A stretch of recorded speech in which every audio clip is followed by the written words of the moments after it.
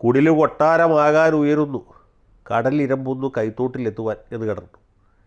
ഇത് നമ്മുടെ ഇടപ്പള്ളി രാഘവപിള്ള മരിക്കുന്നതിന് മുമ്പ് ഏറ്റവും അവസാനം എഴുതിയ അദ്ദേഹത്തിൻ്റെ വിഖ്യാതമായ മണിമുഴക്കം എന്ന കവിതയിലുള്ളതാണ് എന്നാണ് എനിക്ക് തോന്നുന്നത്. മണിമുഴക്കം, മരണദിനത്തിൻ്റെ മണിമുഴക്കം, മധുരം വരുന്നു ഞാൻ എന്നാരംഭിക്കുന്ന കവിതയിലാണ് ഈ വരികളുള്ളത്. കടലിരമ്പുന്നു കൈത്തോട്ടിലെത്തുവാൻ, കുടിൽ കൊട്ടാരമാകാൻ ഉയരുന്നു, കടലിരമ്പുന്നു കൈത്തോട്ടിലെത്തുവാൻ. ഇത് എഴുതുന്ന സമയത്ത് ഈ എടപ്പള്ളി രാഘവപിള്ള ഒരിക്കലും വിചാരിച്ചിട്ടുണ്ടാവില്ല ഈ പറഞ്ഞ കാര്യങ്ങൾ സത്യമായിട്ട് ഭവിക്കും എന്ന്. അതിപ്പോൾ സത്യമായി ഭവിച്ചത് ഇവിടെ അല്ല കേട്ടോ, പശ്ചിമ ബംഗാളിലാണ്. പശ്ചിമ ബംഗാളിൽ നമുക്കറിയാം, മമതാ ബാനർജിയോട് വഴക്കിട്ട് മോം വീർപ്പിച്ച് ഇറങ്ങിപ്പോകുന്ന കുറച്ച് എം പിമാർ, കുറച്ചെന്ന് വെച്ചാൽ പാർട്ടിയുടെ ലോക്സഭാ അംഗങ്ങളിൽ ബഹുഭൂരിപക്ഷം 28 എം പിമാരേ ഉള്ളൂ. 28 പേരാണ് ലോക്സഭയിലുള്ളത്. രാജ്യസഭയിൽ വേറെ കുറച്ച് പേരുണ്ട്. ലോക്സഭയിലുള്ള 28 തൃണമൂൽ കോൺഗ്രസ്സുകാരിൽ ഏതാണ്ട് 20 പേരോ 21 പേരോ അത് 22 പേരോ ദീദിയോട് സലാം പറഞ്ഞ് പുറത്തിറങ്ങി പോകും. അവരാദ്യം പറഞ്ഞ് ഞങ്ങളാണ് അസ്ലി തൃണമൂൽ കോൺഗ്രസ്, അതായത് ഒറിജിനൽ തൃണമൂൽ കോൺഗ്രസ് ഞങ്ങളാണ് എന്നാണ്.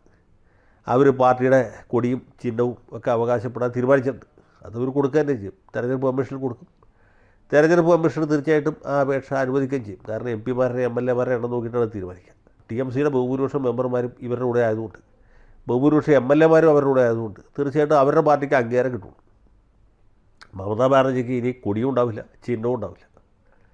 തൃണമൂൽ കോൺഗ്രസിൻ്റെ ആസ്തികളും ബാധ്യതകളും ഒക്കെ ഇവർക്ക് തന്നെ കിട്ടുന്ന ഒരു സാഹചര്യത്തിലേക്ക് പോകും. ഏതുപോലെ വെച്ചാൽ നമ്മുടെ കേരള കോൺഗ്രസ് മാണി ഗ്രൂപ്പ് പിളർന്നപ്പോൾ കൊടിയും ചിഹ്നവും മറ്റ് സ്ഥാപന ജംഗമ സ്വത്തുക്കളൊക്കെ ജോസ് കെ മാണിക്കാണ് കിട്ടിയത്. കാരണം അദ്ദേഹത്തിൻ്റെ കൂടെയാണ് കൂടുതൽ എം എൽ എമാരുണ്ടായിരുന്നു, എം പിമാരുണ്ടായിരുന്നു.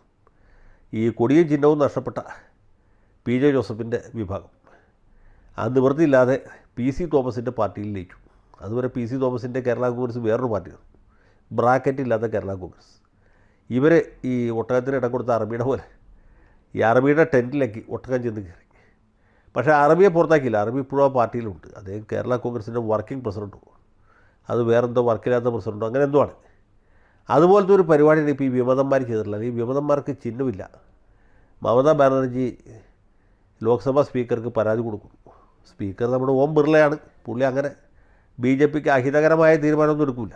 അതുകൊണ്ട് കാകോലി ഘോഷണം സായോണി ഘോഷണം ഒന്നും പാർലമെൻ്റ് അംഗത്വം നഷ്ടപ്പെടുകയില്ല. പക്ഷേ എന്നാൽ പോലും തെരഞ്ഞെടുപ്പ് കമ്മീഷനിൽ പോവുക, പിന്നെ സുപ്രീം കോടതിയിൽ പോവുക, ഇതൊക്കെ റിസ്ക്കാണ്. അപ്പോൾ അങ്ങനെ ഒരു സാഹചര്യത്തിൽ നിലവിൽ ഏതെങ്കിലും ഒരു പാർട്ടിയിൽ ലയിക്കുക എന്നുള്ളതാണ്. അവർക്ക് ഏതെങ്കിലും ഒരു പാർട്ടിയിൽ ലയിക്കാം, BJPയിൽ ലയിക്കാൻ പറ്റില്ല. അത് വളരെ വലിയ പാർട്ടിയാണ്. ഇവർക്ക് ലയിക്കാവുന്ന ഒരു ചെറിയ പാർട്ടി അല്ലെങ്കിൽ ഇവരോളം പോകുന്ന ഒരു പാർട്ടി വേണം. അങ്ങനെ അന്വേഷിച്ച് പോയപ്പോഴാണ് ഒരു പാർട്ടിയെ കണ്ടെത്തിയത്. അതായത് ബംഗാളിൽ രജിസ്റ്റർ ചെയ്ത് ത്രിപുരയിൽ പ്രവർത്തിക്കുന്ന പാർട്ടിയാണ്. ആ പാർട്ടിയുടെ പേര് NCPI എന്നാണ്.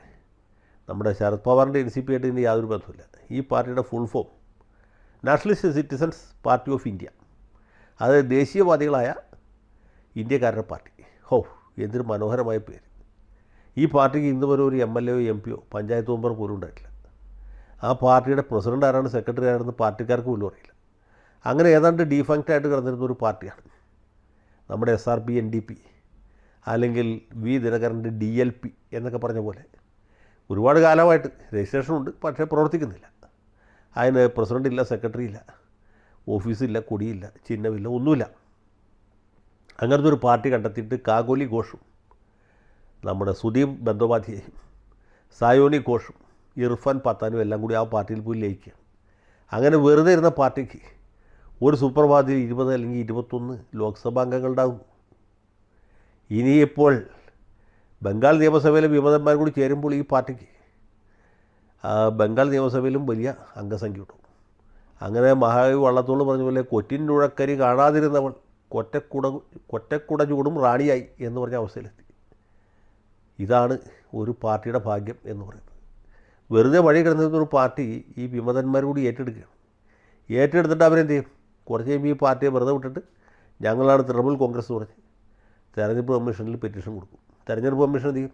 ഇവരുടെ അവകാശവാദം അംഗീകരിക്കും. പിന്നെ അവർക്ക് വേണമെങ്കിൽ സുപ്രീം കോടതിയിൽ പോയി ഫൈറ്റ് ചെയ്യാം മമതാ ബാനർജിക്ക്. പക്ഷേ അപ്പോഴത്തേക്കും കാലം ഒരുപാട് കഴിയും. കാലം ഇനിയും ഉരുളും. വിഷു വരും, വർഷം വരും, തിരുവോണം വരും. പിന്നെ ഓരോ